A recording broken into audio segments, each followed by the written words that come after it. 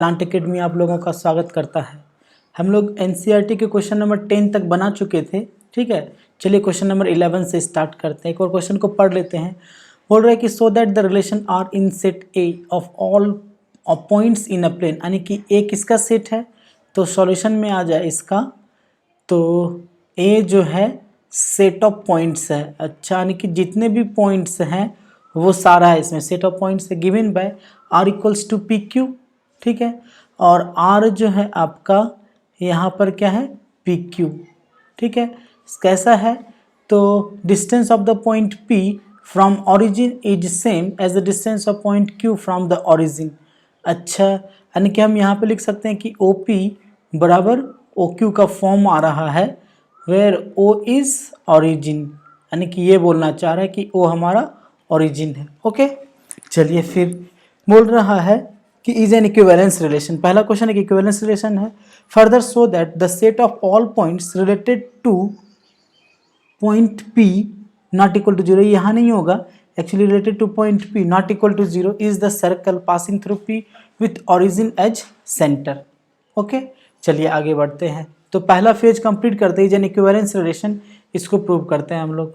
तो यहाँ पर हम लोग मान लेते हैं कि रिफ्लेक्सिव को लेके चलते हैं।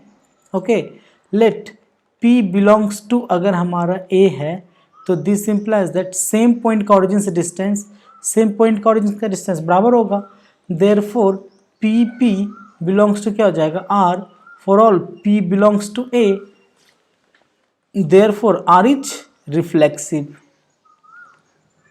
ओके, फिर बात करते हैं सिमेट्रिक का, ध्यान दीजिएगा। तो let P Q belongs to A such that ये ऑर्डर्ड पेयर आर में है। अब देखिए देयरफॉर ओ पी बराबर क्या होगा हमारा ओ क्यू होगा। क्यों? वेयर ओ इज ऑरिजिन, जहां पर ओ हमारा क्या है ऑरिजिन। अगर ओ पी बराबर ओ क्यू है तो ओ क्यू बराबर भी क्या हो जाएगा ओ पी, ओ हमारा ऑरिजिन ही है। देयरफॉर क्या हो जाएगा QP भी हो जाएगा हमारा बिलोंग्स टू R। अच्छा, QP बिलोंग्स टू R है तो देयरफॉर R इज सिमेट्रिक। ठीक है, अब आते हैं ट्रांजिटिव में। तो मान लेते हैं कि लेट PQR पकड़ लेते हैं, PQR बिलोंग्स टू A है सच दैट, तो इससे दो ऑर्डर पेयर बनाना पड़ेगा, such that PQ belongs to R है एंड QR भी बिलोंग्स टू R है। अब देखिए देयरफॉर अगर PQ बिलोंग्स टू R है तो यहाँ पर भी OP बराबर OQ रहा होगा एंड OQ, ये एक्चुअली कुछ नहीं, OQ इक्वल्स टू क्या है OR रहा होगा, जहाँ पर O इज ऑरिजिन। ओके, तो अब देखिए तो OP बराबर OQ है और OQ बराबर OR है, इसका मतलब OP और OR भी आपस में बराबर होगा। तो this implies that OP equals to OR। तो दिस इम्प्लाइज दैट यहाँ से क्या हो गया PR belongs to R, for all PQR belongs to R। Okay, चलिए therefore R is transitive relation, therefore R is transitive relation. ठीक है, अब इसके नेक्स्ट पार्ट को देखते हैं, ध्यान दीजिएगा। नेक्स्ट पार्ट क्या कह रहा है कि further so that the set of all points related to point P not equal to zero is the circle passing through P। ठीक है, अच्छा हम लोगों को चाहिए, ध्यान दीजिएगा, सेट ऑफ, तो मान लेते हैं let P is a point,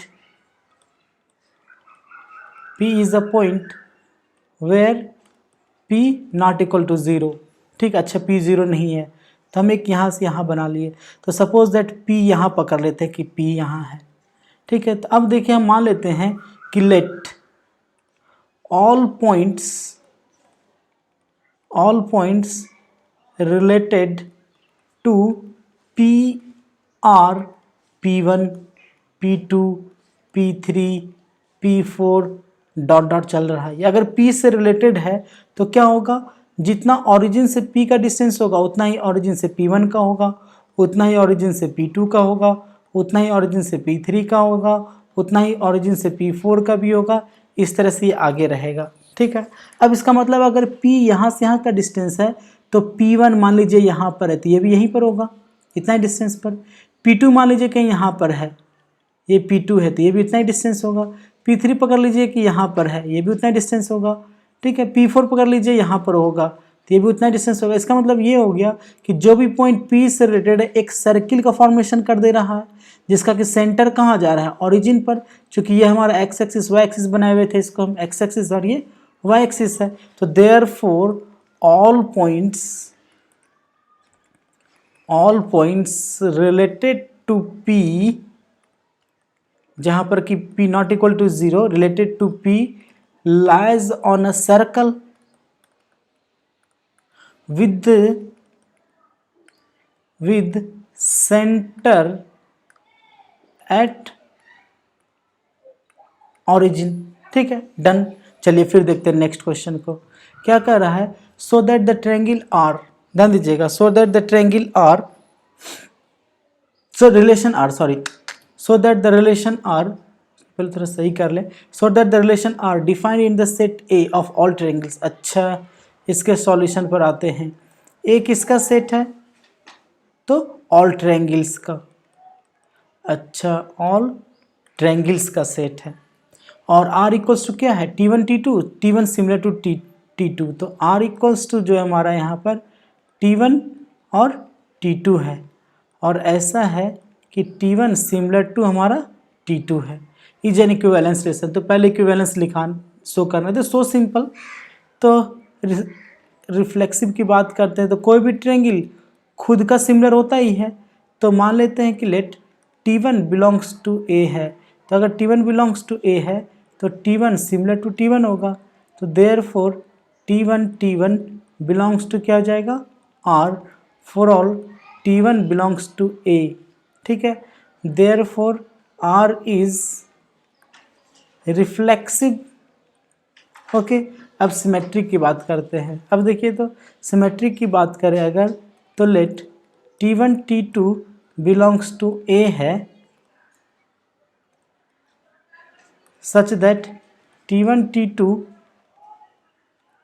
belongs to R है। अब सिंस तो T1 T2 अगर बिलोंग्स टू R, तो T1 सिमिलर टू क्या रहा होगा, T2 रहा होगा, तभी नहीं ये बिलोंग्स टू R है।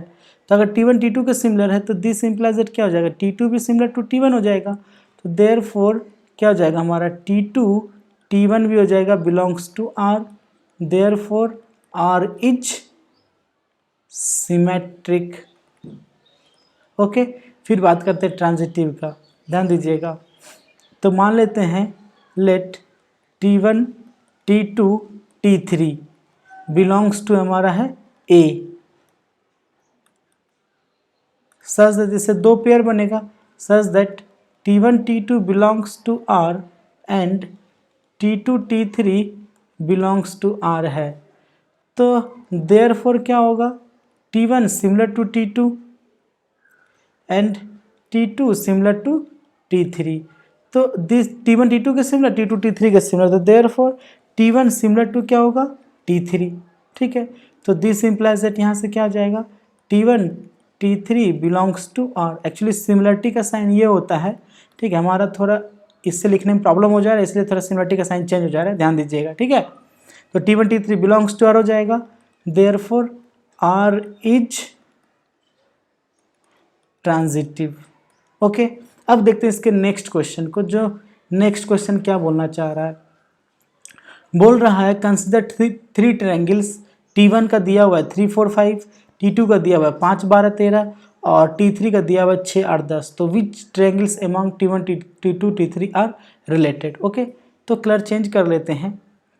तो सिंस अगर T1 सिमिलर टू T3 है, ठीक है ना, because their sides are proportional, है कि नहीं। क्यों, क्योंकि आप देखिए यहाँ से देख रहे हैं कि अगर सिमिलर है तो 3/6 1/2, ठीक है, 4/8 और 5/10 है। यहाँ पे लिख सकते हैं कि since this implies that 3/6 equals to 4/8 equals to 5/10 है, ठीक है। Therefore T1 related to T3, ठीक है, कोई प्रॉब्लम नहीं। बाकी कोई भी रिलेटेड आपस में नहीं है क्योंकि किसी का साइड प्रोपोर्शनल नहीं है, क्योंकि जिसका साइड प्रोपोर्शनल होगा वही ट्रायंगल सिमिलर होता है। चलिए आते हैं नेक्स्ट क्वेश्चन में। ओके, इसको एक बार अच्छे से समझ लीजिए, फिर खुद से बनाइए तो बहुत आसानी से बनाने के लिए आ जाएगा। चलिए क्वेश्चन नंबर 13 को देखते हैं। क्या कह रहा है? So that the relation R in set A of all polygons. अच्छा, एक किसका सेट है? पॉलीगॉन का। इसके सॉल्यूशन की बात करते हैं। एक किसका सेट है? Set of polygons. तो जब पॉलीगॉन्स होगा इसका मतलब क्या हो गया? दैट इज 3 साइड्स यानी कि ट्रायंगल हो सकता है, 4 साइड्स यानी कि क्वाड्रेटर हो सकता है, 5 साइड्स यानी कि पेंटागन हो सकता है, 6 साइड्स यानी कि हेक्सागन हो सकता है। इससे से चलता रहेगा। तो ट्रायंगल है तो सारा ट्रायंगल आएगा, इक्विलैटरल हो, आइसोसेलेस हो, ठीक है, right angle triangle, obtuse angle triangle हो, क्वाड्रेटर हो तो रेक्टेंगल, स्क्वायर, रोम्बस, कोई भी हो सारा आएगा, ठीक है। इस तरह से ए सेट ऑफ पॉलीगॉन, सिर्फ इतना समझना है कि पॉलीगॉन का सेट है। आर क्या है हमारा? आर है P1 P2 if P1 P2 have same number of sides. अच्छा, तो आर जो होगा हमारा, आर में P1 P2 आएगा। Okay, where P1 and P2 has क्या? Equal sides, equal number of sides बोल सकते हैं, have equal number of sides. अच्छा, दोनों में सेम साइड्स होना चाहिए। तो पहला तो है कि इक्विवेलेंस रिलेशन दिखाना है। बाद में हम लोगों से पूछा जा रहा है what is the set of all elements A related to the right angle triangle this. चलिए ठीक है, कोई बात नहीं है, बाद में देखते हैं। उसके पहले इसको बना लेते हैं। रिफ्लेक्सिव की बात करते हैं हम, ठीक है। तो लेट मान लेते हैं यहाँ से कि P1 बिलोंग्स टू अगर A है तो this implies that P1 belongs to R हो जाएगा। क्यों? Since both have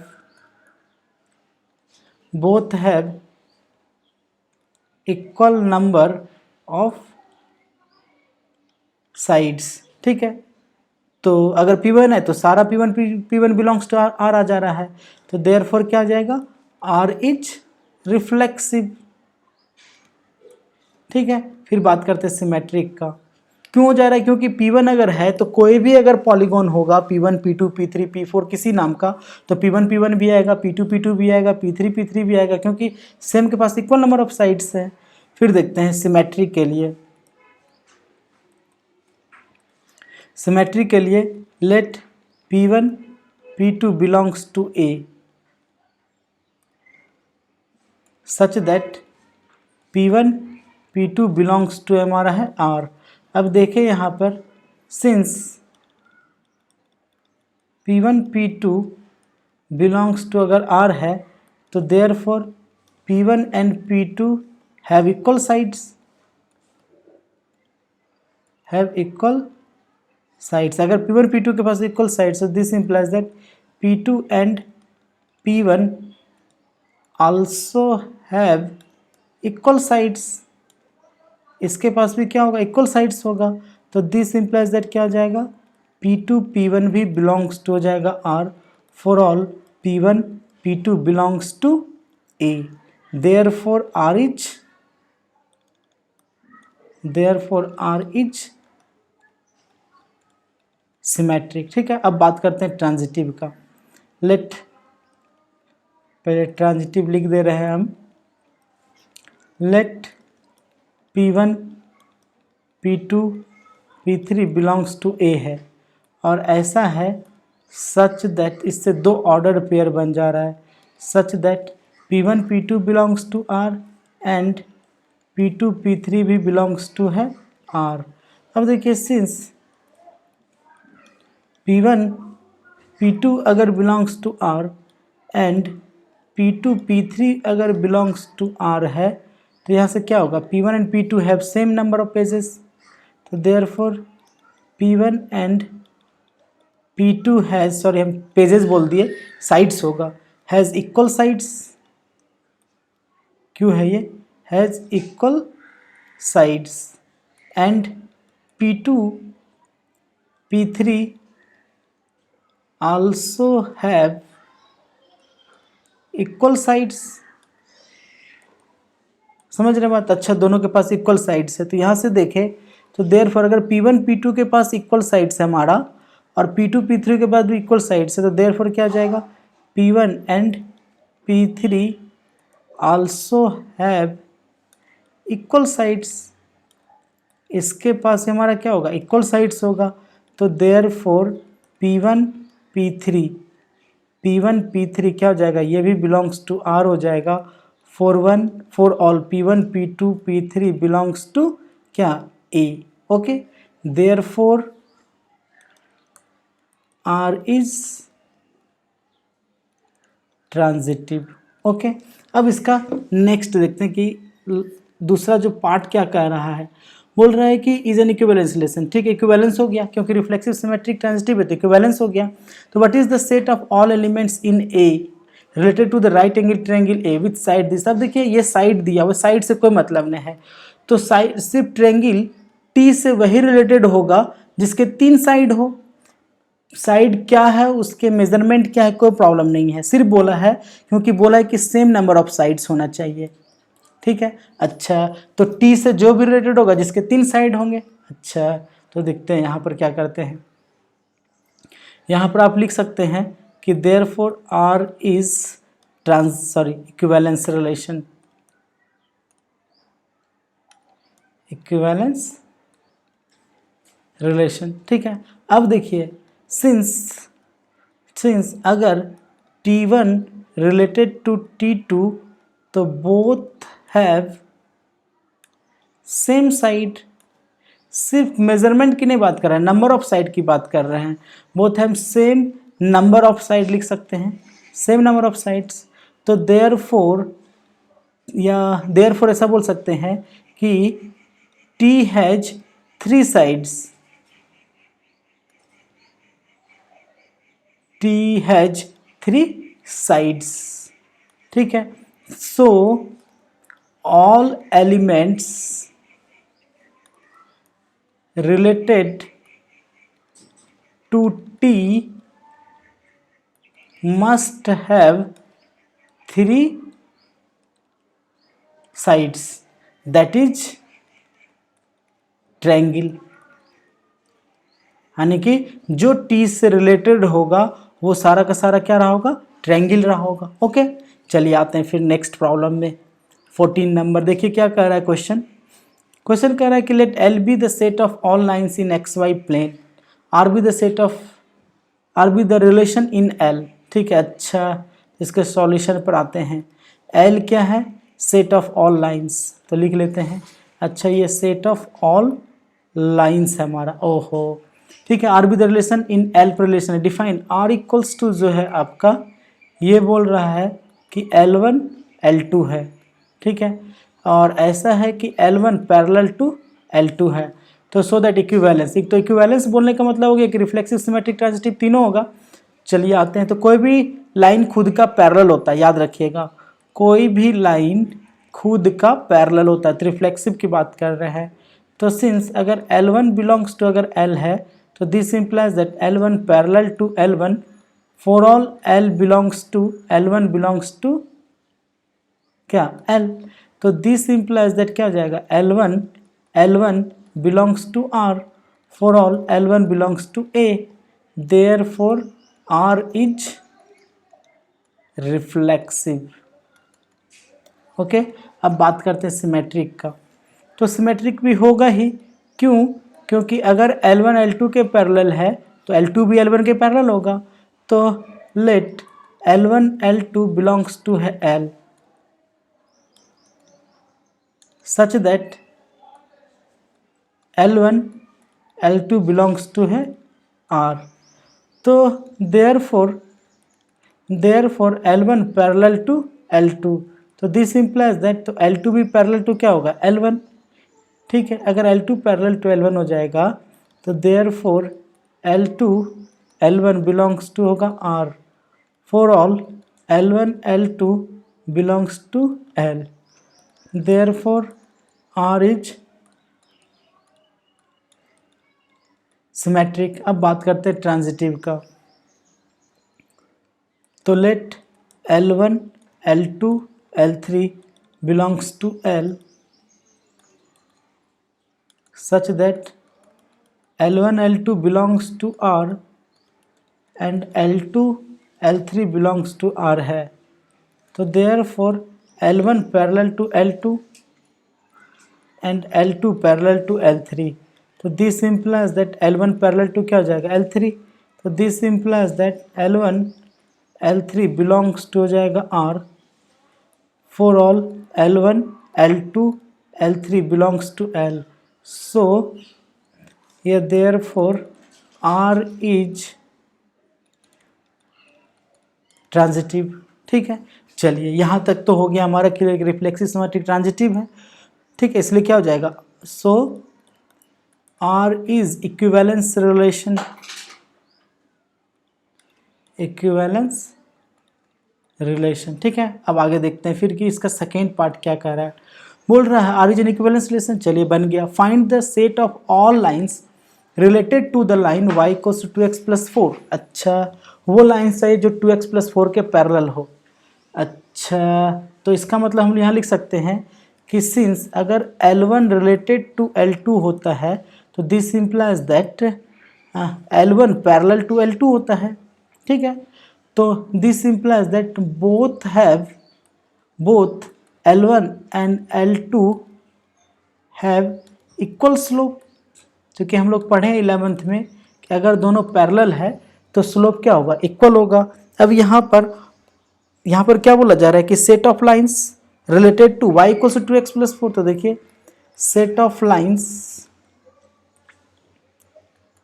related to y equals to 2x plus 4 is, तो क्या होगा, इसका स्लोप पता है 2 है तो स्लोप तो इक्वल होगा।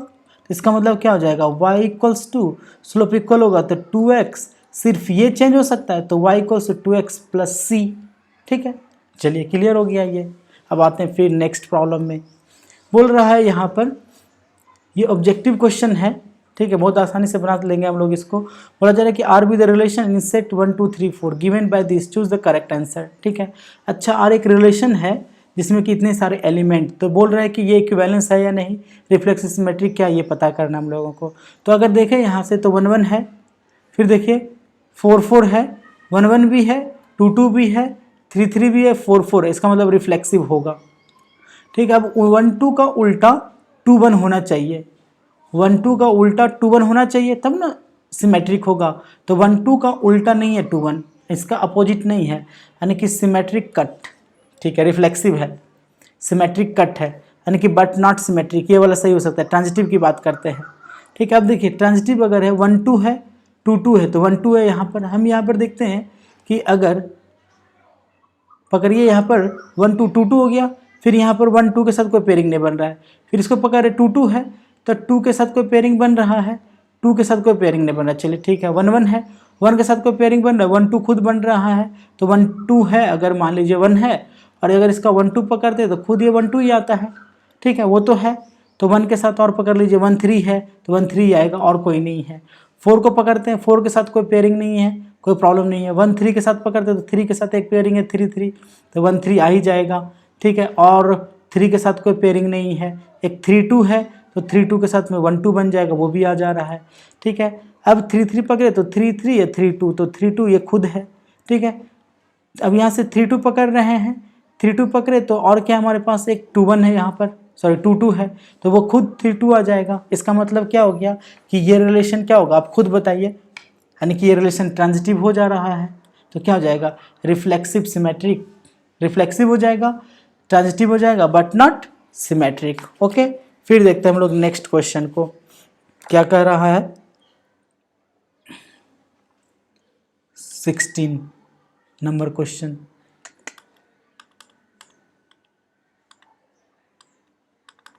हाँ 16 नंबर क्वेश्चन को ध्यान दीजिएगा। बोला जा रहा है कि let R be the relation in set and given by R equals to A B, और ए है आपका b - 2, b ग्रेटर देन 6 है, चूज द करेक्ट आंसर।